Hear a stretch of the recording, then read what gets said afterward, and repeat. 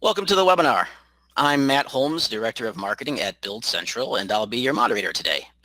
And today we'll be talking about selling to hotels.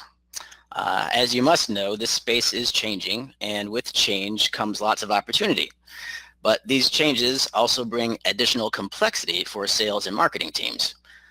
Today, we want to arm you with information we see as highly relevant for 2019, which should give you the confidence to be dangerous out there this year and in the future. Presenting today will be Tim Slavin, partner at Build Central, and Kyle Camp, VP of Business Development at Build Central. We'll be hearing more from them shortly. Before we begin, just a few housekeeping notes. You can ask questions at any time using the chat box on your screen. We'll try to address as many questions as possible during a live Q&A at the end of the webinar. If you're having any technical trouble, put that into the chat as well, and someone will assist you. And we will be sharing a replay of the event within the next 24 hours for you to share with any colleagues or business partners. Next, a quick peek at today's agenda. Tim will briefly introduce Build Central and hotel market data for the uninitiated. Kyle will then review some of the market drivers affecting the industry and his advice for navigating this space successfully in 2019. Tim will wrap up with a summary, and then we'll move into some questions from the audience. So let's get to it. First up presenting is Tim Slavin, partner at Build Central. Tim has more than 20 years experience as an information services executive for companies like Dun & Bradstreet and Infogroup. He's been involved in numerous turnarounds and startups with several successful exits. And as founder and CEO for Healthcare Data Solutions, he was on the Inc. 5000 list for 3 consecutive years. Tim has been leading the sales and marketing efforts at Build Central since 2016. Tim, take it away.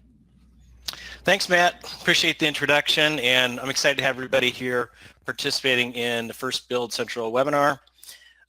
We are excited to present really what is our hotel market strategy and how to use information to drive the best results for your company.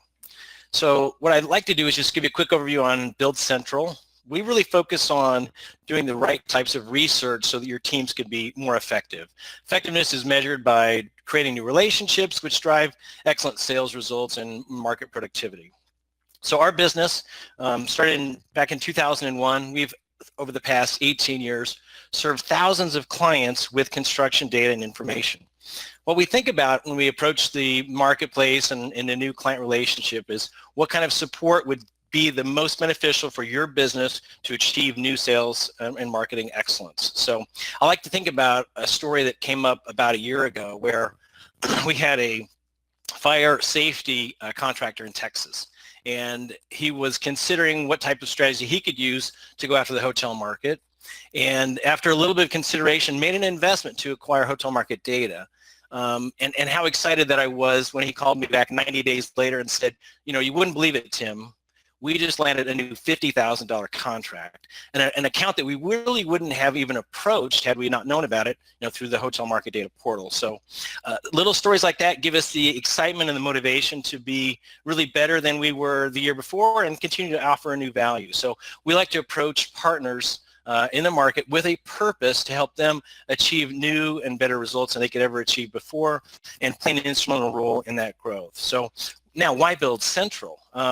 I joined the company about 3 years ago based upon the people that I met, the values that they exuded, and the principles already involved in the business.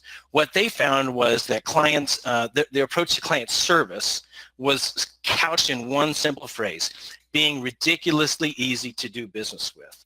And the customer interviews that I found and the customers that I met through that research process really emboldened that confirmation for me that Build Central is a great place to be. So it's not going to be a sales pitch or presentation, so I'll wrap that up. But I want to give everybody just a quick high-level overview on, you know, how the business fit in the market today. So ideas that drive results. So I believe that information in your business should be a strategic asset. It should actually lend you a competitive advantage, that in the absence of that information, whatever it is that's deployed for sales and marketing efforts, the absence of that puts you at a disadvantage to the market. And there is an advantage to be gained from the right information at the right place and the right time. We realize this when we become a student of the sales process. So I like to think about it from the very first contact to the first meeting and to understanding what the client's needs are and how we can be of support to that, I want to measure and evaluate and really test each of those steps along the way. In doing so, when we analyze the results, because the market is always changing, we find that there's always something to be learned. There's always actually something that can be done to improve results. But it comes from the data that you experience not only within your organization, but the data that you bring into your company to help improve that bottom line. And one criteria that I'll share with you, regardless of what information you might use to develop strategy and execute results and drive tactics, look for 3 ways to at least get 10 times the ROI, whatever your investment in that might be. So I think about that from, can we save our client a lot of time? Can we introduce to them projects that they otherwise would miss? Can we remind our client to check in on a project that's fallen off the radar maybe for a year or 2 and now has come back to life? I think that should be able to happen. We should be able to measure the amount of time saved, the amount of opportunities that are presented or reminded and brought to the forefront in the sales process.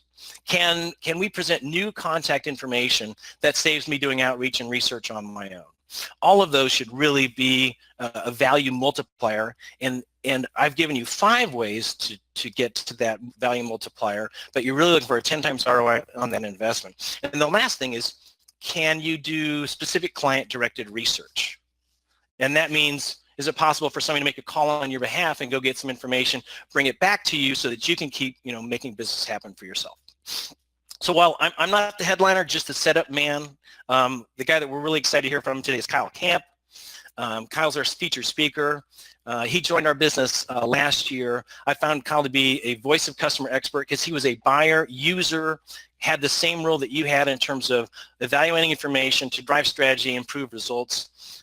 He's also a speaker and a key opinion leader in the space for construction data and industry veterans. So having developed 12 patents and really studied business development, I'm excited to have Kyle on the call to lead us through his presentation today. Kyle? Thanks, Tim, and I'm fearful you've oversold, but we will. I'm excited to be here and ready to get started. And the first thing that I want to bring forward is the fact that we're not in these challenges alone, that everyone on this call, on this discussion today, is facing similar challenges. And to that end, we're actually going to open up a poll here, and we want you to kind of weigh in on this poll, identifying which one of these challenges do you face when selling to hotels. So you have the options of, I don't know how to find the customers that are a fit. Maybe one of them is, I don't know who all the decision makers are. Maybe one is, I don't know what is important to these decision makers, or possibly all of the above. We ask that you just select one, and so everybody can start weighing in now. And then if you have something else that's on your mind about how to reach and impact and sell into hotels, we encourage you to put that in the chat box. We'll do our best to try and connect with that here through the process, or come back to it post the call. So it looks like we're getting some polls in. Polling is a great item to put into one of these because it gives you the opportunity in a concentrated base to actually benchmark yours to that. So we're getting close to the point we're going to close, kind of a last call. If you have a chance, go ahead and click on that. All right, perfect. Let's take a look at those results, and we'll see how things have progressed here. So looks like the largest one pretty easily stands out. I don't know who all the decision makers are. And so that's a strong one. We'll make sure we emphasize that. But you can kind of see what are your challenges compared to others on the call that are in this space. Awesome. We'll address some of those as we go along, and we'll carry on here with our program now. So, and I'll advance the next slide here. And we'll get to the discussion point. So on this call, we understand that there are people from building product manufacturers, there are people from service providers, owners, even management teams. We have investors on the call with us today, contractors. And so although all of these items may not be the most important to you, we're going to move quickly through them, but I think that the specific challenges that are discussed can all impact, and the dynamics will be informational to you. So as I discuss these things, I do understand that I am approaching this from a bias, and that bias being 2 things. One, that timely, accurate data is critical to sound decision making. So we're going to look at some data and talk about how that plays in. And that the second thing is that the correctly mixed data with your internal knowledge at your business, That's how you build your competitive advantage. So with those two things, we're going to start rolling forward. First and foremost, though, it's critical when you start to think about the approaches of the marketplace that you understand what the size and the scope of the arena is. So if you think about what is the size, shape, and direction of the market, that's the first thing we're going to attack today as we address these three issues. So when you talk about the overall scope of the market, we can look at the data. And so heading into this data set, next slide, please. We are going to talk about the perfect. Here we go. So in preparation for the webinar, we started to look inside of our data at Build Central and hotelconstructiondata.com. And this is what we found, and these are some trends that we pulled out. When we looked at new hotel construction year over year, so comparing year 17 to year 16, there was 14% increase in new hotel construction. And when you look at that 18 over 2017, that went up 24%. You know, any market increasing by 24% is somewhat unique and attracts a lot of fresh attention. When you look at the hotel rooms in those same years, the new hotel rooms added in 17 was up 13% compared to 16 and 25% in 2018 compared to 17. When you look at the whole spectrum of all the projects that we report on, so we're talking about everything from new hotels to conversions, renovations, and you look at the mix of those projects, new hotels actually went from being 33% of the overall project count to being 41% over the same 3 years. So you see how the new development expanded exponentially here as we went into the last 3 years. One of the things that, one of the peculiar trends that continues to grow are hotel conversions. And a conversion, as we define it, is when a building that exists today is converted from a previous use and turned into a hotel. So in that market, it's growing. It's only 5% of the market, but it's at least identifiable, and it is adding project counts to the universe of construction. So times have been good. Well, what about in the midterm, late term, as we look at projects, what's going to drive the project development in the future? So the largest thing to look at, the very macro look, is just look at bodies. It takes a body to fill a bed in a hotel. And where are those bodies going to come from in the future, and just how many are there? And so we went and pulled some information, just simple information from the U.S. Census. We're pulling it, looking at the generational mix in the population in the U.S. And I was surprised to see that Generation Z is by far larger than any of the three previous generations existing. So larger than Millennial, larger than Generation X, and larger than Baby Boomer. This Generation Z that's emerging is actually going to be very impactful into the hotel marketplace. When you combine that with the behaviors that they're exuding and what they reference, that's where the compounding effect becomes critical. When we look at the millennial and the Gen Zers and their impact on travel, we found a report here with Cassandra. Cassandra identifies himself as an authority on millennials and Gen Z. They do some leading studies of emerging trends. They look at insights, and they talk about youth behavior so that businesses can adjust and direct for those. The Cassandra report shared with us that 42% of Gen Zers see travel as something they need to feel like their lives are complete. That's almost a driver that is impossible to overcome, like food or water, right? So my life's not complete unless I'm moving somewhere. And that follows right behind the millennials, who are twice as likely to travel for business than baby boomers. In fact, 46% of millennials are willing to do so, compared to only 26% of the baby boomer concentration. So the positive news is that the good market is healthy, and there's reasons to believe that it's going to continue to be strong. With a good market, though, comes a drive for more companies to be interested or entering into the marketplace. Some of you may be on the call in that process now. And so what will companies need? They're going to need to be able to review their processes in order to be confident that you're going to increase your competitiveness. So let's talk about that. We're into the first of three topics here that we're going to talk about, and one that I think is the strongest, actually identified by the group in the poll question as the strongest. I don't know who to influence, right? So when I was at the recent conference on the ALICE conference, which is in LA, it's called the America's Lodging Investment Summit. I spent some time with companies that are involved with the hotels, a lot of them on the real estate financing side, but across spectrums on the hotels. And I watched and was interested to see people run around the hotel lobby, up the escalator, down the escalator, hide out by the Starbucks, head into a meeting room, try and get into the taxi line, And what were they doing? They were all trying to find the right person to influence, maybe uncover a project or see a project that they weren't aware of. So a lot of hard work went into some strategy and hoping for some luck or chance. So when you think about who's going to be the person that can influence it, here's just a few lists of the entities that exist. So you have owners or developers, you have franchises and their brands, you have management contractors that come in, even designers, there's contractors, and then the full stack of specialty contractors underneath them. You have the government involved in this. And what I'm proposing to you is that you need to influence all of them. There needs to be an opportunity for you to present to all of them. And if you're sitting on the call and let's say you provide carpet into the rooms of the hotels and you're saying, hey, you know, what is the need to be aware of or impact the government? Well, when they move permits or government timelines are unfolding, or maybe they're not, which is more the case, it can affect your delivery, your pressure on contract performance, and other things down the line. And so awareness that I think is updated timely, compiled with your proprietary information, gives you the insights to make solid decisions in that process. So now I know what you're thinking.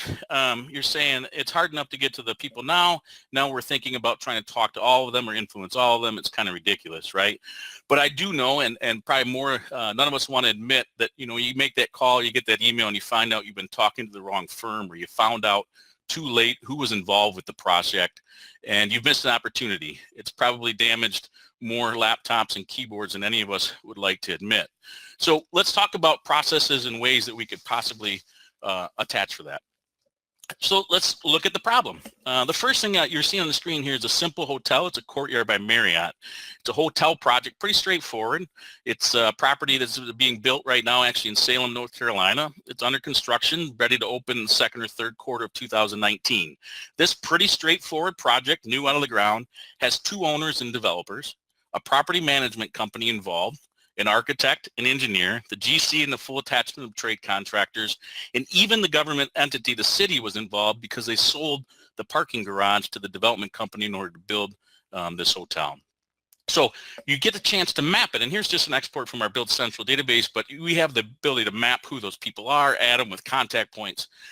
And then you start to think about, how do I address them? Well, what you have to do is you have to understand the buying motivations of each one of the entities and make sure that you're presenting your solution in that manner. So when you talk about an owner or developer, their motivations are around revenue per available room, the occupancy, and what return they're going to get.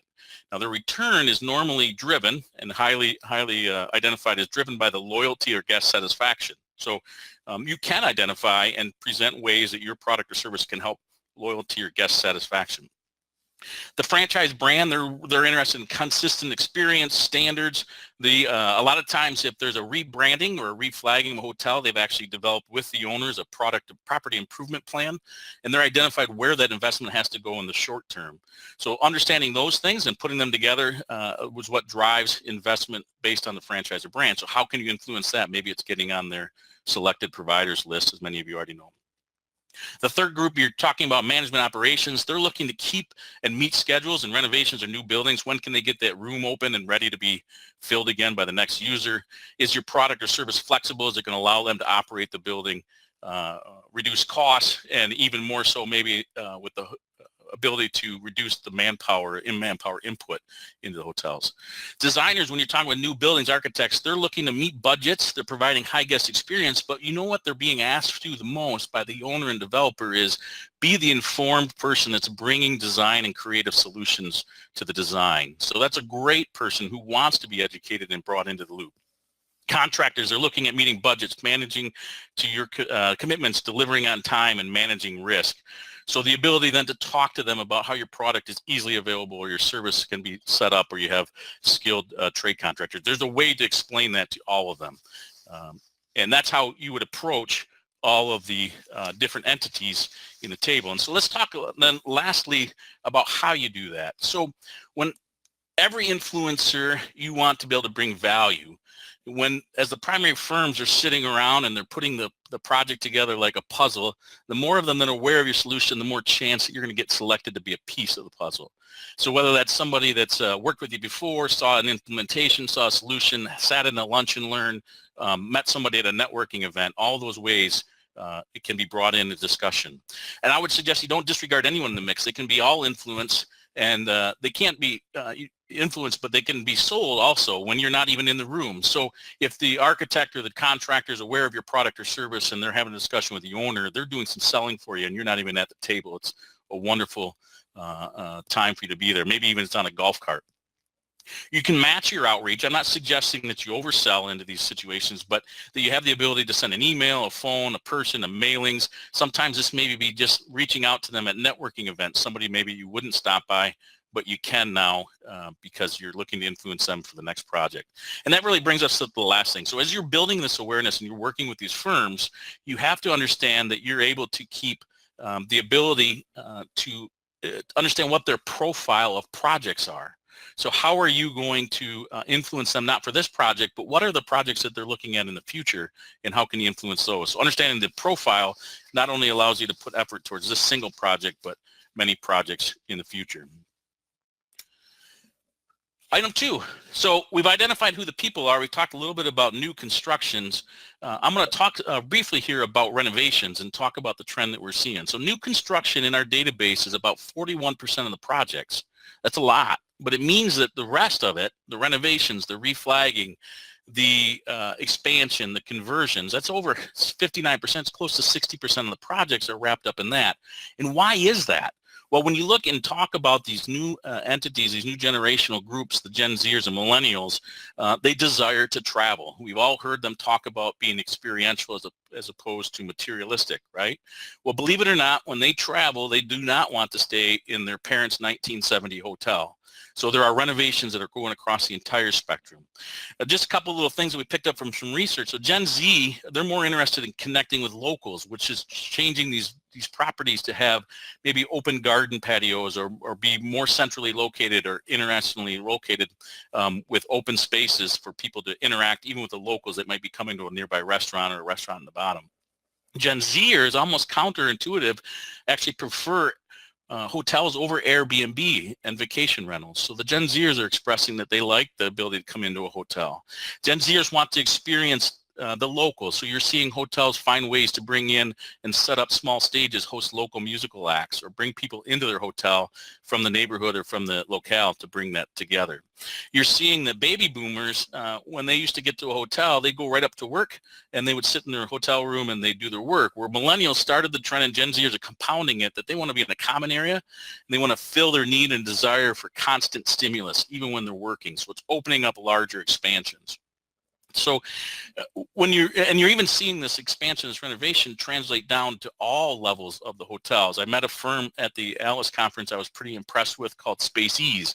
And what Space Ease is doing is they're making it easy for properties that are in the budget segment, maybe 50 years old buildings. They're giving them an avenue to do a renovation project on their hotel as well. So this renovation trending, this expansion, the renovation is tracking all the way through all the stages, even down to the budget side. So what do you have to do? You have to track the milestones. What milestones am I referencing that are the most important here for existing properties or profiles? Ownership changes. So anytime an ownership changes on a current property, our data indicates strongly that there's going to be a renovation or an FF&E type investment. So they're going to come in, they've got a plan in place, especially if that is a reflagging, where we're going to invest specifically in renovations and FF&E investment very quickly after. You're going to see things like management changes. So there are management contracts, but there also are even individuals in a management change. Key personnel leaves that hotel or comes to that hotel. That's an opportunity to follow a relationship in or to initiate and start a new relationship. The other thing that's is a little bit deeper is to follow the actual replacement timeline. So many of your projects, your services, you know that every 6 years, every 9 years, every 3 years, there's going to be a need for renovation. So tracking against those specific properties and knowing when that time is coming and starting your influence ahead of time works well. Technology, you're creating your own timeline sometimes with those as you're bringing in new solutions to the hotel. So we talked a little bit about conversions. Let me give you a few examples. It's a trend that's going to continue to grow. Gen Zers are letting it know that they want experiences and they're looking for interesting reasons to travel and places to be. So just a couple examples from our database. We actually have the TWA Hotel here. So the redevelopment of a landmark Trans World Airlines Flight Center at John F. Kennedy International Airport. It brings in 505 hotel rooms, 40,000 square feet of conference and a meeting space. It has not one, not two, not four, but 6 eateries, 10,000 square foot observation deck, and the building is a historic, registered in the historic registry. So all something that's interesting to a Gen Z to go experience. I think they would stay on the runway if they made beds available there. The second one that I thought was interesting here, it has not started yet, but is in the process, the Philadelphia Family Court Building. This is in the center square here in Philadelphia. It's a pending renovation. It's going to be converting this 247,000 square foot facility into a 220 hotel room. It's going to be part of a Kimpton chain. It's going to have a 3,500 square foot ballroom, meeting and boardrooms, a spa and fitness center, a restaurant, and a bar, all from an old family court building that's being converted into a new hotel. The third element that I think is important here is how much influence the design teams have over your products and services getting into a hotel establishment. So it sounds daunting. When you look at the U.S. Census special identification in 2012, they had 20,000 architectural establishments in the U.S. In our database specifically, that covers, even broader than hotels, we have 24,000 architects in our database. When you start to look at that and how can I get that small enough to really pay attention to and invest in, you have the ability to say, who are the ones that develop hotels? That brings the number of architectural firms down to 3,300 plus in our data set. Now, let's just take the example that maybe I'm supplying luxury lighting. I have a really high valued lighting solution, and really the scale of luxury or upscale are really the ones I'm working for. Now I can refine that down. I have a proposition for them that there's only 1,000 firms who have ever in our database worked with luxury or upscale. If you look at who has those in planning, who actually has a project that's in planning or under construction, there's only 374. And if you only wanted to start with your A targets, there's only 99 architectural firms in our database right now that have more than one project in process currently for a luxury upscale hotel. So once you think about that and you work your way down through that funnel of who those targeted influencers are, then it starts to become a condition that you think you can affect in your strategy. So let's explore that just a little bit deeper. So on the screen, you're looking at a list of the top 10 architects based on the scale of hotel that they're involved with. Similar information to what I used to pull for the last slide. So you're seeing that across these 10 hotels, there are some similar ones, right? You see HKS is actually across the mid and upscale luxury, but compare the budget and economy list of architects to the luxury list of architects. Very significant changes. Very few, if any, are actually crossing that spectrum of scale. So the ability to think that you can identify those architects that are the most influential for your product or service is highly, highly likely. And another note just here on the luxury side, if you look at those, some of those might even be coming outside of the U.S. There's lots of opportunity in a luxury scale development that architect's going to come from somewhere other than the U.S. And think about how are you going to identify that one if they don't have necessarily an office here in the U.S.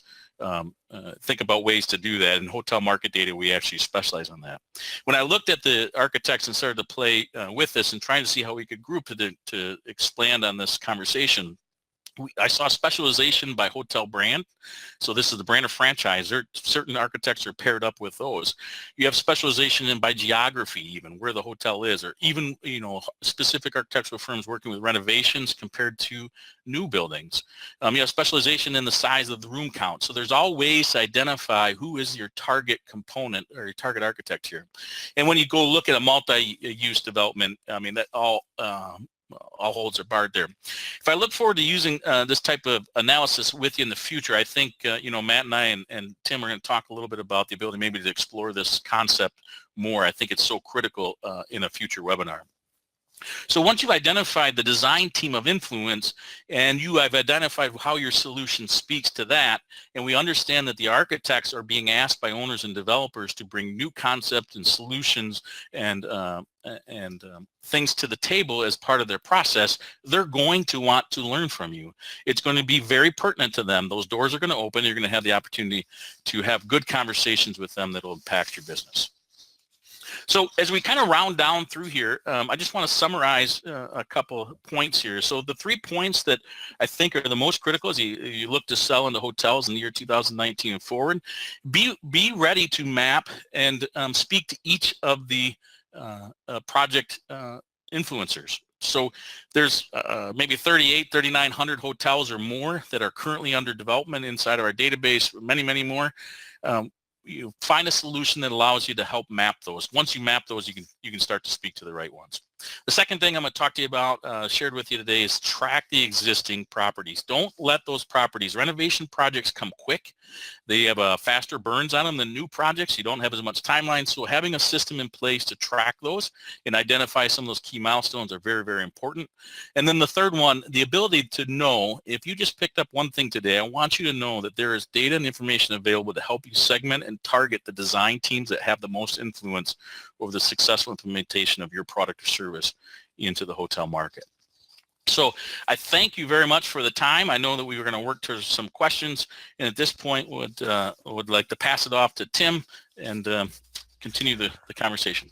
Tim? Kyle, great job. I think that you've shown us how we can go from the macro market information, population statistics, all the way down to a granular market level and, even micro marketing targeting down at the market level to the specific type of properties that are most value. So, okay, perfect. So leading strategy demands this accurate information, which can be found from places like hotel market data. And the most fun thing that we get to do every day is to look at our individual clients and talk about what their strategy is and how the data and hotel market data can help support them. So guys like Kyle Camp and Josh Kantarski on our team are experts in how to use our information to drive your strategy. And with the deep data that's available on all of the projects, all the companies, and all the key contacts and contact information, what you'll then find is that your job is a lot easier. And so that's why we're offering this free strategy session and a test drive. That's what we'll do for you. And we can make this happen just through an email back to us in the report that you're going to get tomorrow. So in your inbox tomorrow, for everybody, we're sending the top 10 most viewed hotel and lodging projects. This is a free gift for everybody who attends the session today. And you can reply to that email and say, hey, I'd like to chat with you about how we can use your information to drive our strategy to identify the best projects, best companies, and what we found from the poll, the best contacts so that we can have presence and develop business relationships with the most influential people in the market that really align with what we're trying to do today. Matt, back to you. Great. Well, Kyle, Tim, thanks so much for that solid presentation. I think we all learned a few things today. I know Kyle's got an ice storm hitting him in Michigan right now, so I think he'll be back online here shortly. But we did have some questions coming in, and let's get to some of those now. Here are a few that sort of rose to the top that cover a lot of what folks are thinking. So, okay, first one for you, Tim. Not all opportunities are the same for us. How do you suggest we assess our revenue potential per project? What do you think? Yeah, great question, and something that we always tackle. What we try to do is we look at the history of customer relationships that our clients have. So we want to go back in time and say, let's look at your last 20 projects and see what was the demand by SKU, the total revenue that you did with that client, and any future projects which have followed. I want to connect that specific client information about the value of that relationship to the class of hotel, the location of the hotel, the chain, franchise, or developer. There has to be a way for us to be able to say, on average, my project size for a courtyard in a B market, let's call it, not A market, B market, or C market, but in that mid-tier, what's my average revenue? If I can connect that to the number of rooms, the brand franchise, the scale, all of that information allows me to say I can accurately predict revenue by projecting that same sort of information onto the projects which are unsold. So it's very simple. It's 4 or 5 leading indicators at that hotel that connect to my revenue and say this is a great way to estimate the value. And also within hotel market data, you can now assign a project value which is unique to your own experience and your user login, which is pretty fun too. Oh, Very cool. Great answer to that question. I think Kyle's back with us now. Is that right? I am. Yeah, sorry about that. All right. Hey, yeah, no worries. Glad everything's okay. This one right in time is for you. Let's see. We've used data before, but struggle to feel that our sales teams have effectively engaged with it. And I suspect that they're talking about, solutions like hotel market data. Do you have any suggestions for this individual, Kyle? Yeah, first of all, as I started off kind of thing, you're not alone. We talk to clients. I've had experience in supervising sales teams as well that has that question. And the first thing that I found as a solution is to get the data at the point where they're able to use it and work with it. So whether that's that's in their workflow, whether that be in the CRM package or however else you can get it to them, the closer you can get it to them towards their discussions with the client, it beats that to grow to high usage. The second thing I'm always going to suggest you to do is ask them why they're not. Right? Because there's not a very good alternative. The alternative is that they're maybe using their less than wonderful skills at technology searching and trying to find projects, or they're asking to go to more networking meetings. So finding the solution about why they're not using it is the most important. So having a very cold and straightforward conversation and with ears open. And what I think you'll learn, what most people I've heard, is that it's too much information. So it's not that I'm getting, bad information maybe, but it's getting too much. And how can you streamline that down so you're putting even just the most actionable information in front of them, I think is the most important. And I think you can build processes to get there. Matt? Great. I think I've got one more that we could speak to in the time that we have. This one's also for you, Kyle. Here we go, verbatim. They don't want to hear from me. How can I get time with decision makers when today they don't want to hear from me? Yeah, and that's important, right? I even saw some things come in along the way here. Somebody mentioned, as you talk about access, how do you manage and develop relationships from the beginning all the way through the build process, right? So how do I continue to have a conversation with them, or how do I get to have them start a conversation very similar, right? So a couple suggestions to you. The first thing is to tailor your messaging to the role, right? It has to be different. It has to be different for the contractor. We talked about that. I think that's the strongest way to do it. You have to think about project-based marketing or sales, which means that you're going to go out to everybody on the team. You can't give up on team, on prospect one. You need to have that conversation across the board, and you have to bring value. Many times customers bring value in other ways, whether that's talking to them about other projects that are working, or whether that's talking about the service that you provide. Working with certain insurance and service clients, sometimes just bringing an awareness to benchmarking or awareness to the marketplace and the drivers are helpful to have those conversations, right? You're bringing value to them, and at the same time you're having a chance to talk to them. The second thing I would share around that is make sure that you're positioning what you're doing as a solution solving entity, not as a service or supply, but that you're providing something that solves a problem for them. And I think that opens the door more. Matt? Yeah, fantastic. Yeah, if you can save them money or time, that's usually a great place to start, right? All right. I think that's about all the time we have for today. I want to say thanks again to Kyle and Tim for that great presentation, and to our audience for attending. A reminder to expect an email tomorrow with a replay of today's presentation, your free download we mentioned, and even more details on how to book your complimentary strategy session. Because so many have asked on today's session and in emails, we are planning future webinars covering a deeper dive into this topic and others. So to that end, we ask you to please take our short survey that will pop right up on your screen after the webinar closes. It will take you roughly 30 seconds, and that'll help us understand a little bit more about what you'd like to learn about on our next webinar. Thanks so much to everyone for joining, and have a great rest of your week. Signing off.